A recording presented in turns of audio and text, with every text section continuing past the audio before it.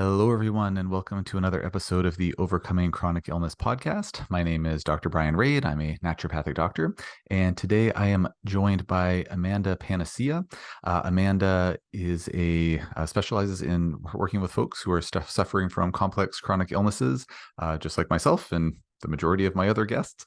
And she posts a lot on Instagram about mold illness, heavy metals, chronic infections, et cetera, et cetera. So I'm looking forward to talking to her and getting her perspective on those various topics. So I'm just going to bring her into the podcast recording here in just two shakes. So please hold on for 1 second, and I'll be right back with Amanda.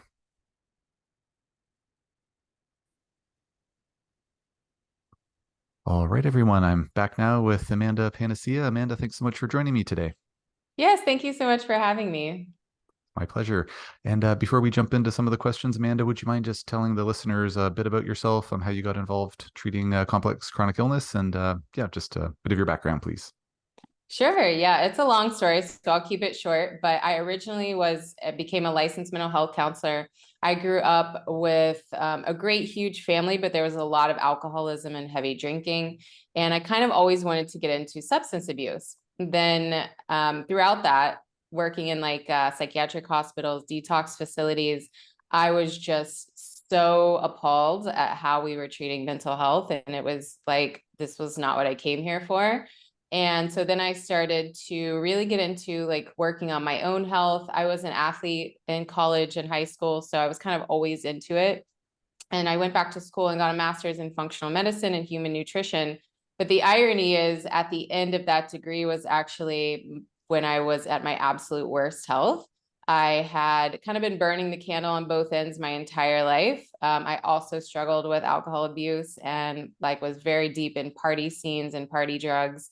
And so after that, I got hepatitis A. I was hospitalized. And then during my recovery, I was exposed to mold for a good year and a half in a building that was right on the water in Miami.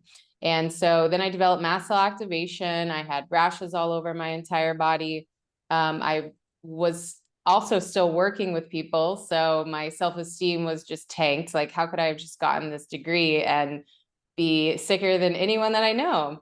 Mm-hmm. And so that's when I also kind of came back around and started to discover nervous system regulation, somatics, psychosensory techniques, deep inner work, spirituality, and kind of got back on it's everything. It's emotional, it's your generational patterns, it's physical, it's energetic. And I kind of combine all of those things in my practice now. We do a lot of not just testing and supplements, but we also do a lot of lifestyle changes, a lot of inner work. I teach a lot of regulation tools, and we do a lot of emotional somatic work too. So that's in a nutshell. Thanks for the nutshell. And taking that comprehensive approach is oftentimes so important for a lot of folks.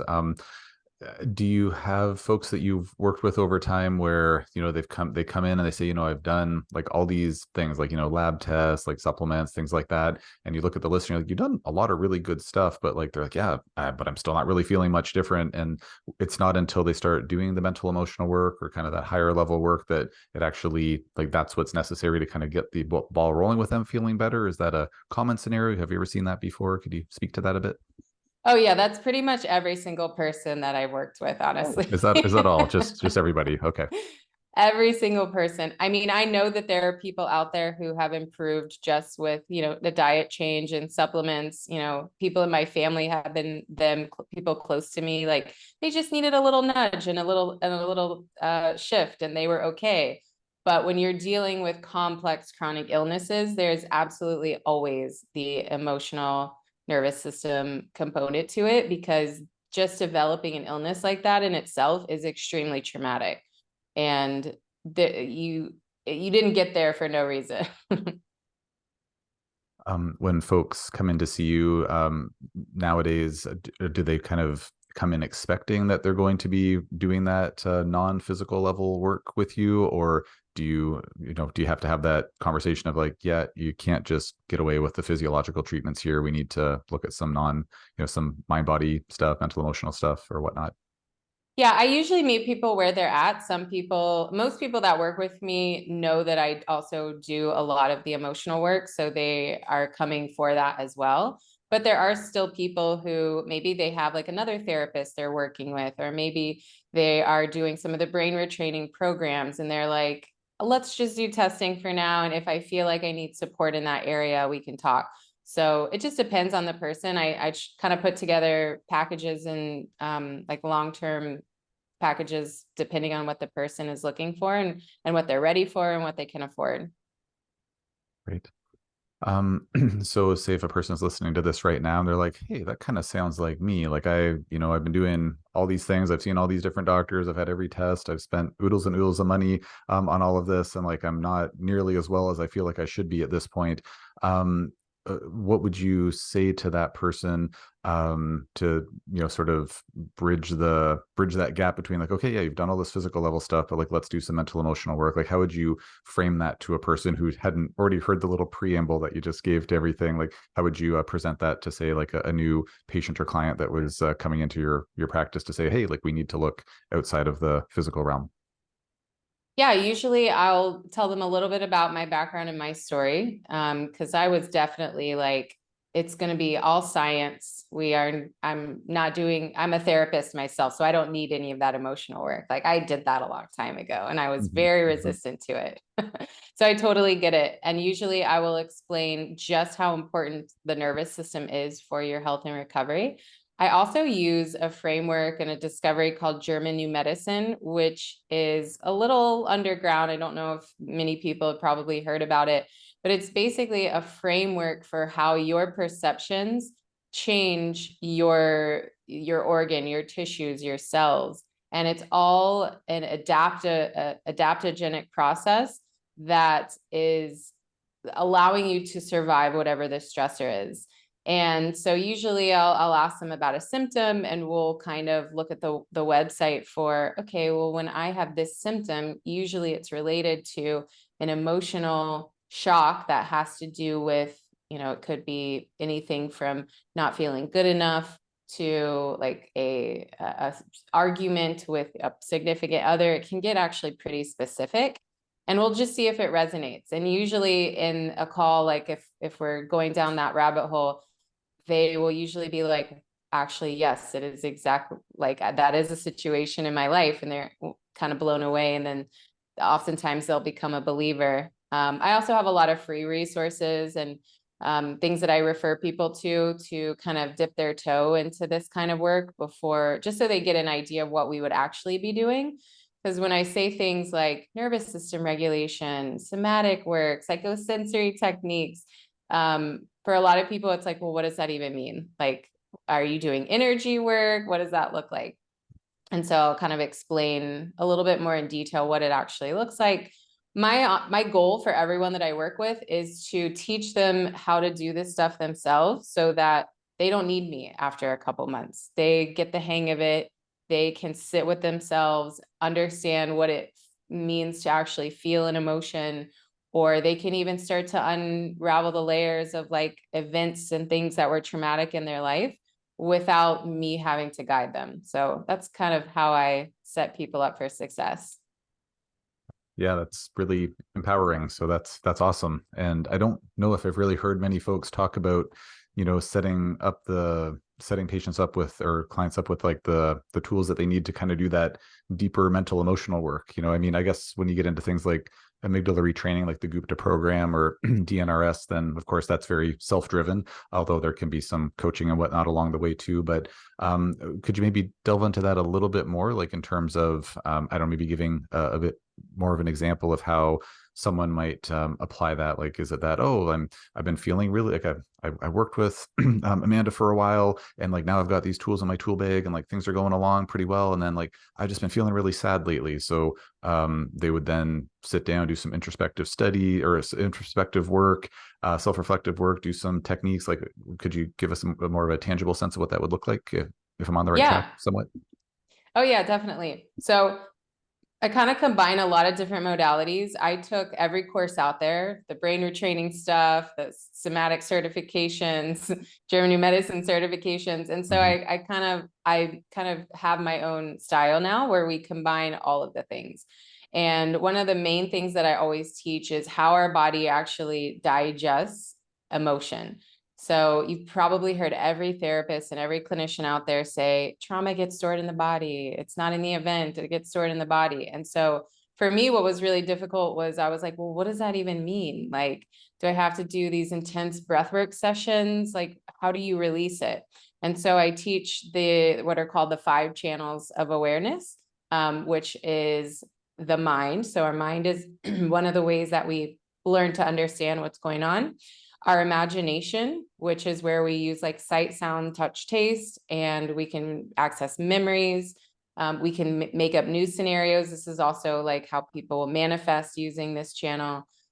We use the body movement, body posture, body behavior to understand like what is going on if we tend to be really shut down, or just we gain insight from how our body is moving and acting and posturing. Emotions, how do you feel? Anger, sadness, whatnot. And then the inner sensations, which is where a lot of people get really, really stuck with chronic illness, is constantly being in this channel, scanning for these inner sensations, which, are basically symptoms. And they're never getting fully digested. They're never getting fully processed. We are just kind of focusing in on the problem. And by understanding how to use these channels of awareness, we can allow that energy from the emotion, the event, or the sensation to be able to move through us and out of us so it doesn't get trapped or stored, or we don't resist it to the point where it gets bigger and bigger and louder and louder. And then I also really love a few of the psychosensory techniques. Havening is one of my favorites. It's super easy, but I use it in a way that's kind of combining with these other processes. When you do havening, I'll just show you really quick, but it's like a soft sweeping movement on the face, the arms, and the hands. And there's a lot of research that shows that this technique helps to put your brain into those slower brain waves, like theta and even delta, which is usually not active unless you're like in deep, deep meditation or asleep. And once you're in these slower brain waves, not only is that calming everything down, it's calming that fight or flight response, but it also is where your brain becomes a little bit more malleable so that when you do brain retraining techniques, you can rewire and manifest or change a little bit easier. And I use a couple other things, like certain questions you can ask yourself to find out like what your limiting beliefs are, or what is the story you're telling yourself about the situation or the symptom, and just kind of helping to uncover what are your unique blocks to healing.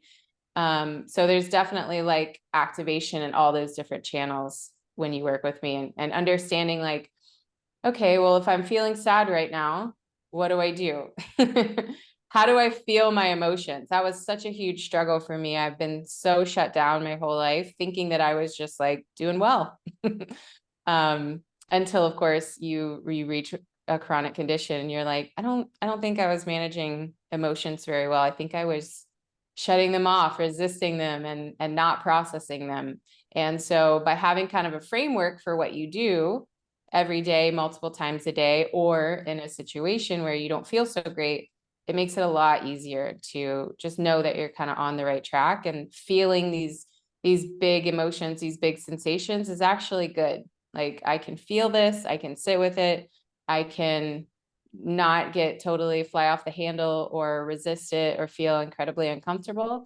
And then as you start to gain that capacity to tolerate things and to feel things again, it becomes a lot easier to go through the hard parts of healing, and like things like detox reactions and stuff like that.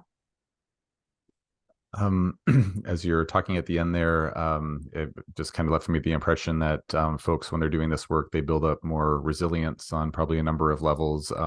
Is resilience a sort of key adjective to describe how folks wind up benefiting from like doing all this work, or am I off the mark there? Oh no, you're definitely correct. Yeah. Nobody wants to be so sensitive that they can't go into a building that had once had water damage, and Mhm. that's sadly where a lot of people find themselves. And there's camps in like chronic illness communities that are like, you have to get rid of everything. You have to move out of your house and you have to always avoid it and, do all these horrible precautions where it just keeps you in that cycle of being victimized and not and feeling so sensitive that you can't tolerate anything. So the goal is always resiliency. Like we want to be able to eat a cookie and not like feel sick for 2 days. Yes, cookies are amazing, which is really the main take-home message of this podcast episode, I think. We're sponsored by Keebler. Not really. Yeah, that's it's such a really important or message, I think, and for folks listening, like just really tune into that. There, definitely remember that from this episode, amongst other things, because I've had patients where we get their urine mycotoxin results back, and it's like, yeah, you're like full of mycophenolic acid, you're full of ochratoxin, and they'll just break down crying. It's like, oh, like, it's not that bad. Like, it's not like this isn't deadly or anything. Like, no, I don't want to have to get rid of all my possessions. I don't want to move. Like, I can't afford it. It's like, no, no, no. Like, no, it's not like that. Like, unless you're, I had a couple of patients where literally one of the walls of their house fell away because it was so moldy. It's like, okay, they're probably going to have to move. But for the majority Yes. of people, we can, build up that resilience, and it's not going to be the end of the world. So yeah, really important message. So if I'm understanding what you're saying correctly, so there are folks you've worked with, maybe a majority of folks you worked with, where when they do the work to kind of build up that more like mental, emotional resiliency, then you see that translating into better physiological resiliency to tolerate, chemicals and foods and this, that, and the other thing. Oh yeah, most definitely. Cortisol is a big component of your immune system. So when we are so burnt out and can't tolerate anything, that's a good sign. Like your body is incredibly stressed, and you may be stepping into like cortisol resistance or poor cellular effect of cortisol. It might not be because it's all in your gut, or even with mast cell, when you've reached the point of not tolerating anything, like your body is we're shut down. We have been under threat. We've been in a war. And so you have to build that resiliency to get some functioning back.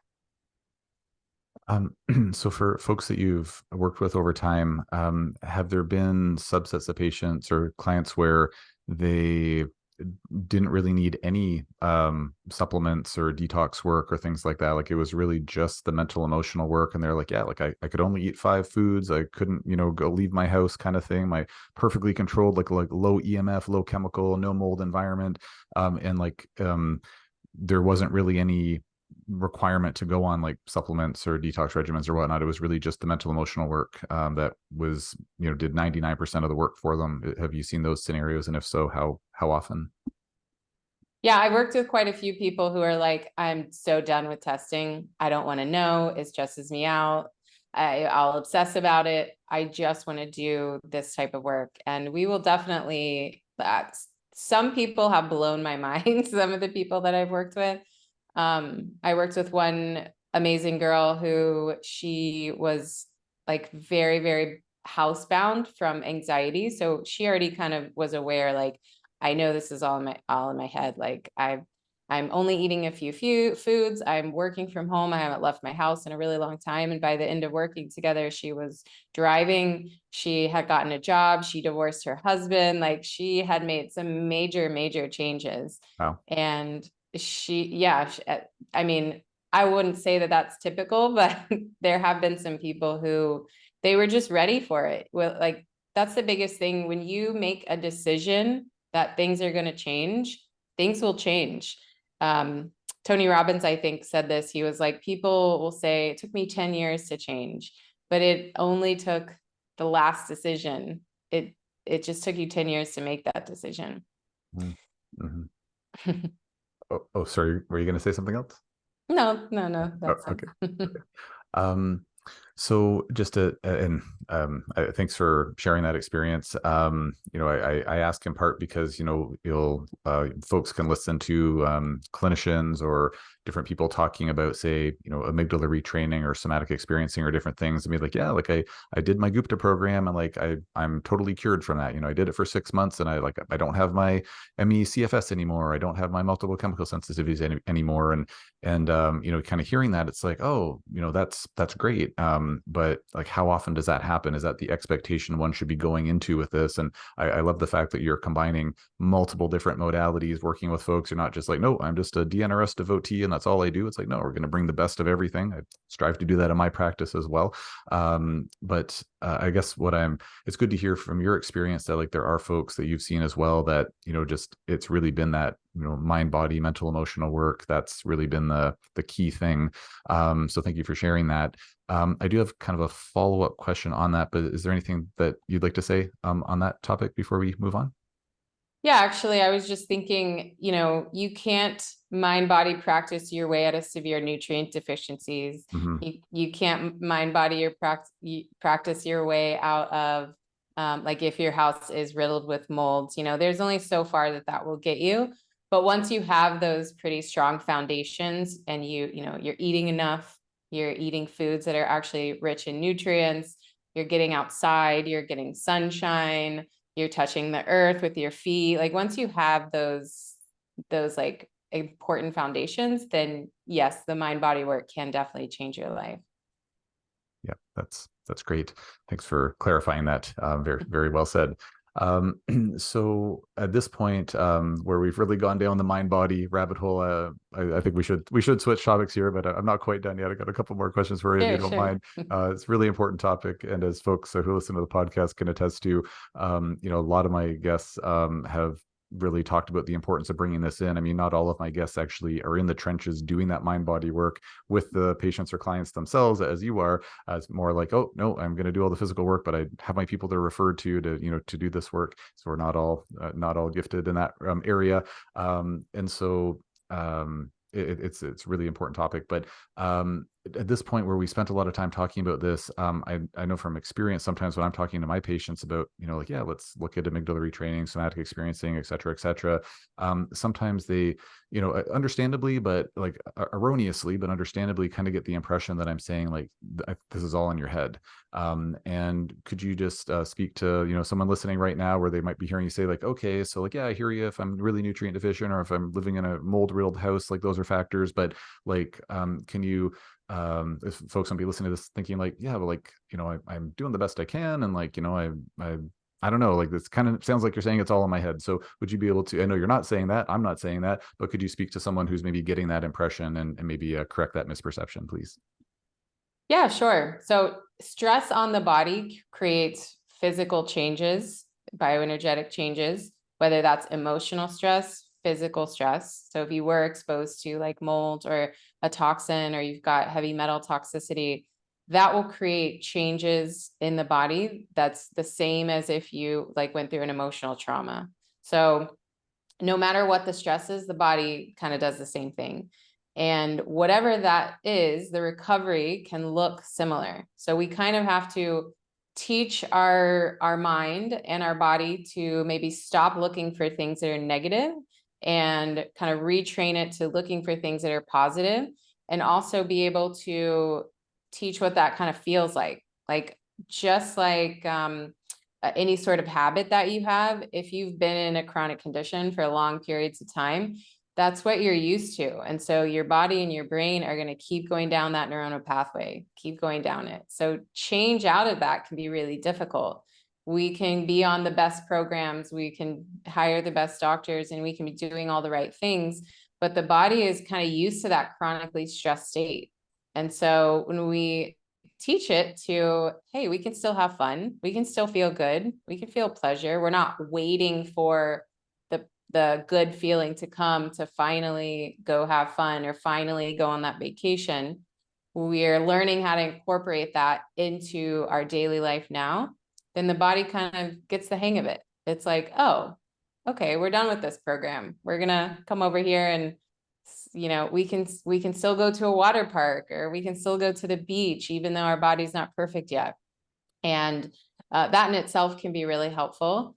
But then also kind of what I was saying before, like you didn't just fall into chronic illness. Usually there's some habits, some negative thoughts, some limiting beliefs, even just the belief that like mold will make me sick, even just stuff like that. Sometimes with the people I work with, we have to kind of retrain how we think of mold or parasites or heavy metals. Because I work with a lot of people who get obsessed with like clean eating and doing all the right things, but then it becomes a way to control and like trying to control the way that they feel and still not being able to kind of feel good and to feel present. And so it just really depends on the person and their situation. But no matter who you are, if you've developed a chronic illness in any way, shape, or form, the brain retraining, the somatics, all that is helpful. It doesn't matter if it was just like diabetes or if it was full blown like mast cell activation or SIRS or something like that. It's never a bad idea to work on ourselves. We can always, always an area we can work on. Just one thing to clarify: when you say brain retraining, because I saw on your Instagram that you had a interview with someone who I believe that on your podcast who had been talking about neurofeedback and brain mapping and things like that. When you say brain retraining, are you referring to neurofeedback, or are you referring to other systems or techniques that would help with retraining the brain? Yeah, I think all of those could be considered brain retraining. But usually when I mention brain retraining, I'm thinking more of like the Gupta program, Oh, okay. DNRS, and those techniques for, okay, that was the habit that I had, and now I'm going to make this new choice, and just retraining how your brain is wired, basically, in a nutshell. Gotcha. Okay. And I'm just curious about neurofeedback. Is that something that's been part of your first or secondhand experience or third-hand experience with patients? Has that been a useful tool? And if so, would you be able to speak to what kind of role that's played in your patients' experiences? Yeah, I did it myself, but I did a machine called NeuroOptimal, which you can actually rent it. You can just Google it and find places close to you that rent it, or you can find therapists that maybe own the device. It's totally passive. Brain retraining, or I mean, neurofeedback can be a little pricey. So there's a couple different kinds. The NeuroOptimal does not have a practitioner that you need to go to. It's all built into the technology, which I thought was really helpful. Plus you can rent it and it's a little cheaper. But with the neurofeedback, oftentimes there's like a clinician or somebody who's like looking at the data. And then I'm not sure exactly how that one works because I haven't done that one myself. But I definitely refer people to those types of techniques. I have so many things in my back pocket for referrals for people, just anything that can help them. Mhm. Yeah, great. Thanks for sharing. Okay, so maybe moving to a somewhat different topic, if you don't Sure. mind, just so folks can get a little more variety out of our chat today, as I know you know a lot of things beyond the mind, body, mental, emotional aspect of things. I've seen several of your posts about, and you mentioned it a couple of times here, about mast cell activation syndrome. One of the questions I like asking my guests when they are familiar with MCAS is just what kind of tools do you find to be the most helpful in managing symptoms? I mean, say a patient comes in, you're like, okay, we got a lot of, higher level stuff to work on here. Maybe we need to, look at mold exposure, different things like that. But just to try to bring this poor person some relief in the here and now, I'm wondering what kind of tools you find to be the most useful for more like symptomatic relief with MCAS. Just before you answer that question, I'll just remind everyone that we're not giving any medical advice here. This is all for informational purposes. And if you need medical advice, please talk to your healthcare provider to get that advice. So on that note, what are some MCAS tools that you found to be helpful? Yeah, so I actually have a course that is kind of in the middle right now. It's called Happy Histamine, and I teach 6 different layers to MCAS. So on the top layer, I teach that we are in obvious like threat constantly, cell danger response. So there's a lot of different tools that can be helpful for kind of calming this. The mind body techniques are definitely on that list. But then of course there's herbs, there's medications. I was one of those people that was like, quercetin, all these mast cell stabilizing herbs, anything natural did nothing. Like I was non-responsive to any of those supplements. So I try, usually if I'm working with someone, I'm not a doctor, so they would have to be referred out for any sort of medications, but it was almost like insulting at that time when I was so sick to tell someone you just are going to have to take quercetin and do nervous system regulation. Like it was impossible. So helping someone understand, like, we can still get off these medications later. Like I'm off all medications now that I was on for the histamine and mast cell. They can be really helpful to give you that piece to then start kind of chipping away at the other layers. So then underneath that layer 5 is like, okay, well, we've got all these chronic infections going on. We've got tons of parasites. Usually there's mold involved, maybe the Lyme and all sorts of other chronic infections. Why do we have these chronic infections? And so deeper layer, we'll look at like German new medicine, looking at all the different drainage pathways. Okay, why is your liver so stressed? Are you being exposed to mold, or do you have heavy metal toxicity? Are you kind of stuck in this emotional conflict that affects the liver? Why is your gut never healing? Why do we have chronic gut infections, candida overgrowth, parasites? And then deeper than that, in the next layer is looking at like mineral imbalances. Certain mineral profiles can be a big red flag for why we have these chronic infections. And also in this layer, kind of looking at the hormones, like I mentioned, cortisol already imbalances in cortisol can be a big driver, maybe blood sugar and things like that. And then getting deeper, we look into your nervous system regulation, your belief systems, your lifestyle factors, like, do you go outside at all? Are you looking at screens all day? Do you hate your job? What are these like what is the chronic stress in your life? What does that look like? Why are we so stressed that then we've got these mineral imbalances, that then we've got chronic infections, that then we also have mast cell.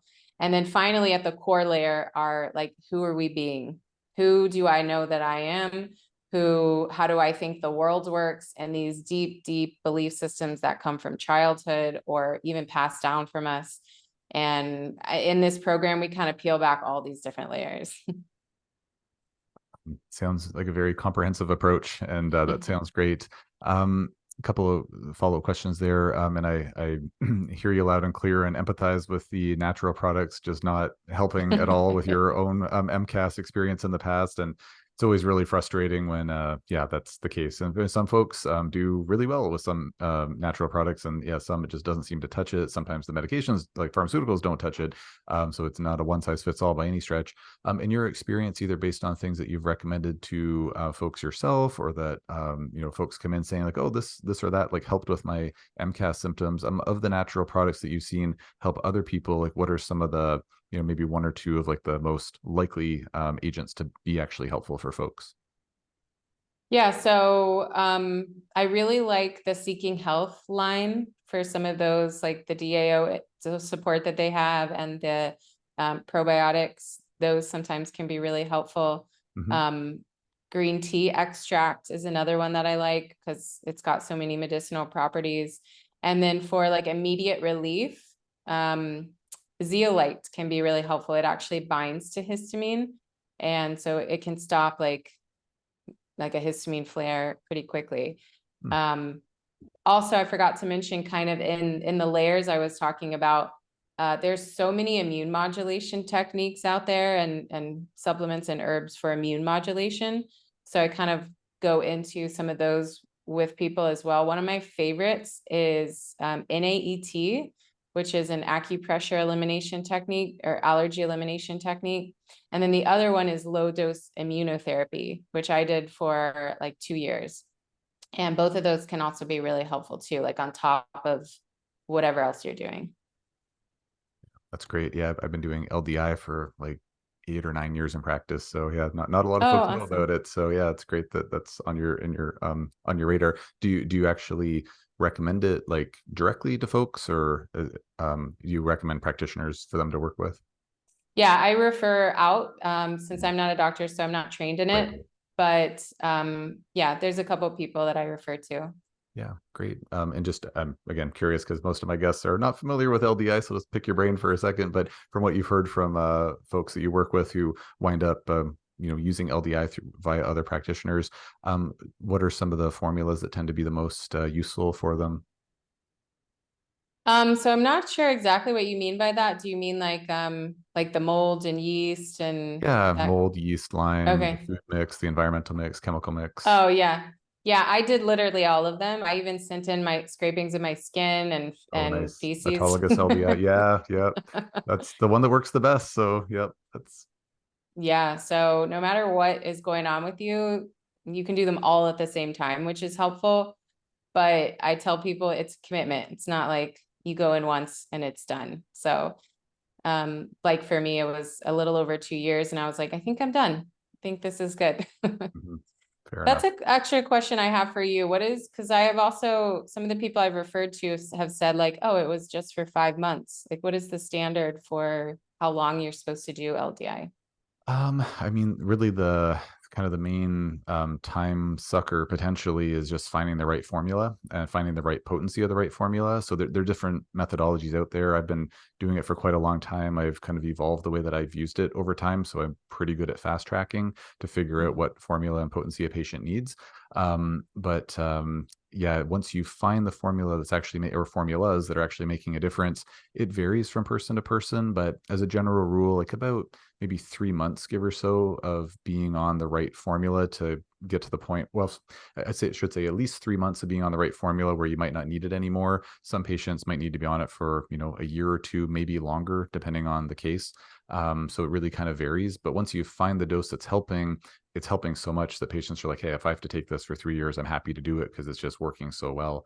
But yeah, it definitely varies. But yeah, I've had some patients where back in the old days when I was doing LDI and the most sort of like Dr. Vincent, who developed LDI, he's kind of evolved his methodology over time. And in the old days, like it would sometimes take a couple of years to find a dose that was making a difference for somebody. But then once you found it, they loved it. So yeah, but a lot faster nowadays, I think. Oh, nice. I'll definitely refer more people to you then.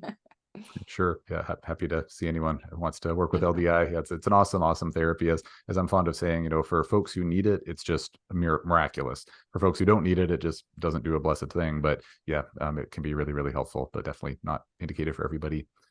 Um, Mhm. one of the things you mentioned a couple of times, just around the whole MCAS piece, was about cortisol imbalance, and of course, doing the right kind of stress reduction, brain retraining, et cetera. That can have a huge positive impact on cortisol rebalancing. But are there any supplements or other interventions that you've experienced yourself or by proxy through folks you work with where it's been helpful with cortisol regulation, or is it mostly the mind body kind of higher level stuff? Yeah, actually, one of my things that I like to tell everyone is don't ask me what I can take to lower my cortisol. Ask me what I can do to lower my cortisol. Sage-like words. But I really find that mineral balancing can be really helpful for this. Like with the HTMA test that I run, when I see potassium at like a 1, which is like they have to put at least a 1, I know this person is like it does not have good cellular effect of cortisol at all. And that can be a big link as to why they're so sensitive to everything. So working through a program with like, of course, supplements and minerals, but also the lifestyle factors, that can be really helpful. The other thing, I mean, the glandulars, adaptogens, they can be helpful as well. But for some people, it might be like a band-aid that kind of pushes them even further into burnout. So we have to kind of be careful with those types of interventions, even like B vitamins for some people. So definitely always a bio-individual approach. There's not like one thing that I'm like, I give everybody this. For sure. Yeah, that's important to be individualized, to say the least. Um, just as we're starting to wind down on our time together, Amanda, I'm just going to ask you a couple of more like rapid fiery kind of random questions, if you don't mind. Sure. What one of them Let's is, go. let's go. Yeah, okay. Yeah, brace yourself. No, just kidding. What are something, or what is one thing or some things that you're in the process of kind of learning about or looking into right now that you're excited about? What's kind of on the cutting edge of your practice, or things that you're looking into bringing into your practice? Yeah, actually, great question, because I am never done learning. I'm always adding another certification. I'm actually Awesome. currently in theta healing certification right now. I got the basic DNA certification, and now I'm doing the advanced DNA. Theta healing is like an energy technique for healing, and it kind of also encompasses the belief systems and the programs that we're running. So I've started to introduce it slowly to some of the people I've been working with and in some of my meditations. And I've done some theta healing as well. So I kind of have also experienced it. And it's just wild to see some of the changes that happen just from like energy healing. I used to be such a non-believer in energy work. And now, of course, now that I've experienced it and understand a little bit more, I see the value in it. Yeah, I was I was the same way once upon a time, and then you just see enough things or experience enough things yourself, and you're like, well, there's definitely something to this. And Yeah.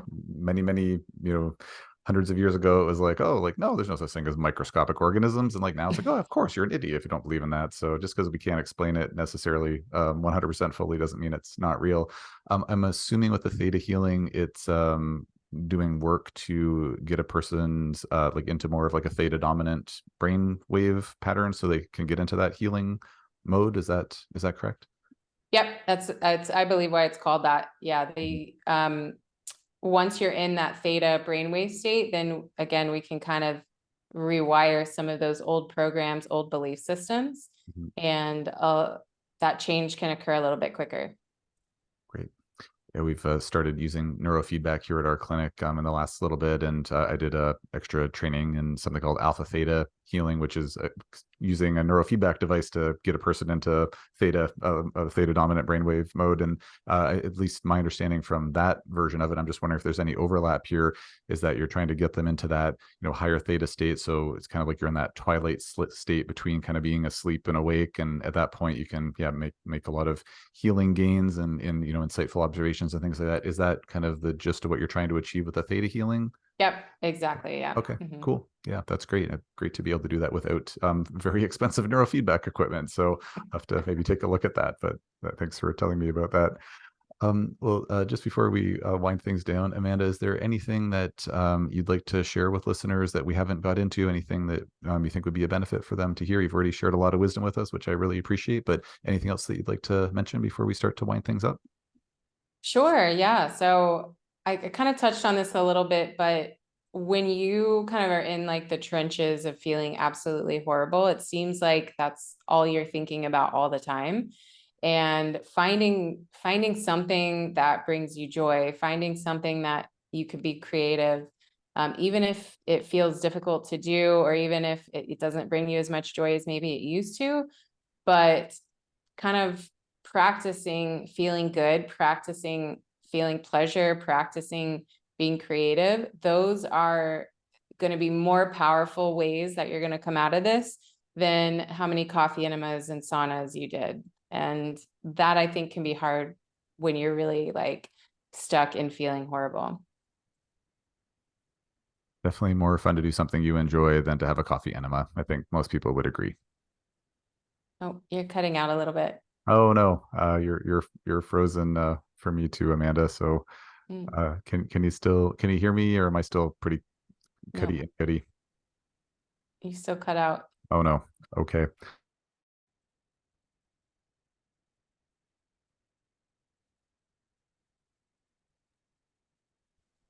Can you hear me, Amanda?